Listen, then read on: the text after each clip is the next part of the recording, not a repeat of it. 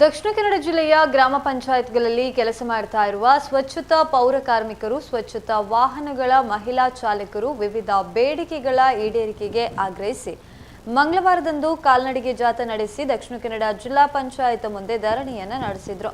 ದಕ್ಷಿಣ ಕನ್ನಡ ಜಿಲ್ಲಾ ಪೌರ ಕಾರ್ಮಿಕರ ಹಾಗೂ 4ನೇ ದರ್ಜೆ ನೌಕರರ ಸಂಘದ ನೇತೃತ್ವದಲ್ಲಿ ಪತ್ರಿಕಾ ಭವನದ ಬಳಿಯಿಂದ ಜಿಲ್ಲಾ ಪಂಚಾಯತ್ ತನಕ ಕಾಲ್ನಡಿಗೆ ಜಾಥಾದಲ್ಲಿ ತೆರಳಿದ ಪೌರ ಕಾರ್ಮಿಕರು ಜಿಲ್ಲಾ ಪಂಚಾಯತ್ ತಮ್ಮ ವಿವಿಧ ಬೇಡಿಕೆಗಳನ್ನು ಈಡೇರಿಸದ ಹಿನ್ನೆಲೆಯಲ್ಲಿ ಧರಣಿಯನ್ನ ನಡೆಸಿದ್ರು. ಸ್ವಚ್ಛತಾ ಪೌರ ಕಾರ್ಮಿಕರು ಸ್ವಚ್ಛತಾ ವಾಹನಗಳ ಮಹಿಳಾ ಚಾಲಕರನ್ನ ಸಂಜೀವಿನಿ ಒಕ್ಕೂಟದ ಗುತ್ತಿಗೆದಾರರಿಂದ ಬಿಡುಗಡೆಗೊಳಿಸಿ ಪಂಚಾಯತ್ ಪೌರ ಕಾರ್ಮಿಕರೆಂದು ಪರಿಗಣಿಸಿ ನೇರ ವೇತನ ಪಾವತಿಸಬೇಕು. ಹಲವಾರು ವರ್ಷಗಳಿಂದ ಪಂಚಾಯತ್ನಲ್ಲಿ ದುಡಿತಾ ಇರುವ ಮಹಿಳಾ ಕಾರ್ಮಿಕರು, ವಾಹನ ಚಾಲಕಿಯರನ್ನ ಕಾಯಂಗೊಳಿಸಬೇಕು.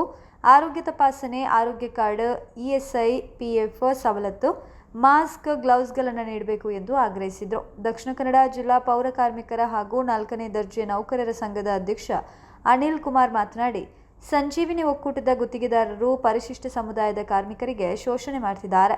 ಸಂಜೀವಿನಿ ಒಕ್ಕೂಟದ ದಬ್ಬಾಳಿಕೆಯಿಂದ ಕಾರ್ಮಿಕರನ್ನ ಬಿಡುಗಡೆಗೊಳಿಸಿ ಗ್ರಾಮ ಪಂಚಾಯತ್ನಿಂದ ನೇರ ನೇಮಕ ಮಾಡಬೇಕು ಎಂದು ಆಗ್ರಹಿಸಿದರು.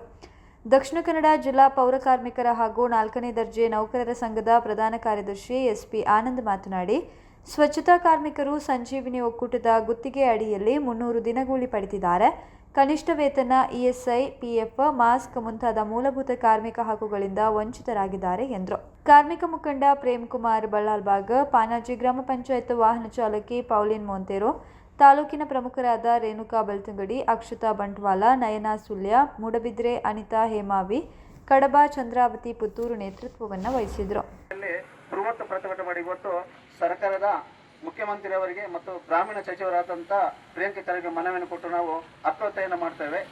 ನಾವು ನೋಡ್ತೇವೆ, ಒಂದು ತಿಂಗಳೊಳಗೆ ನಾವು ಇವತ್ತು ಗ್ರಾಮ ಪಂಚಾಯತ್ ಏನು ಇಲ್ಲಿ ಕೆಲಸ ಮಾಡ್ತೇವೆ ಅವರಿಗೆ ನ್ಯಾಯ ಸಿಗದಾದರೆ ಮುಂದಿನ ದಿನಗಳಲ್ಲಿ ನಾವು ಅನಿಷ್ಟ ಧರಣಿಯನ್ನು ಕೂಡ ನಾವು ಪ್ರತಿಭಟನೆ ಮಾಡಲಿಕ್ಕೆ ನಾವು ಈ ಮೂಲಕ ನಾವು ಸರ್ಕಾರಕ್ಕೆ ಎಚ್ಚರಿಕೆಯನ್ನು ಕೂಡ ಕೊಡ್ತಿದ್ದೇವೆ.